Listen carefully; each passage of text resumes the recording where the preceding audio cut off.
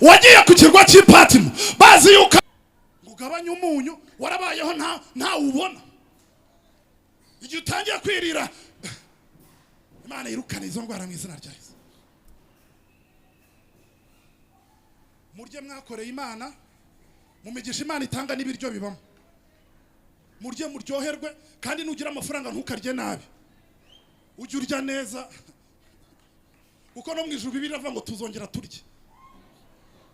Uwitwa Abrahamu yazimaniye abamarayika babiri gusa ngo abaga ikimasa, ariko uriya mugabo yari umunyarukundo, agitekesha amata. Urakoze cyane mubyeyi wanjye, agitekesha amata.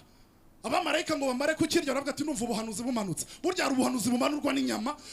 Nubona umuhanuzi yagusuye ntukamuha ibishyimbo, ujye umuha inyama. Namara kurya inyama umubwira ngo nta kintu uri kubona. Rimwe na rimwe mwizanira ibibazo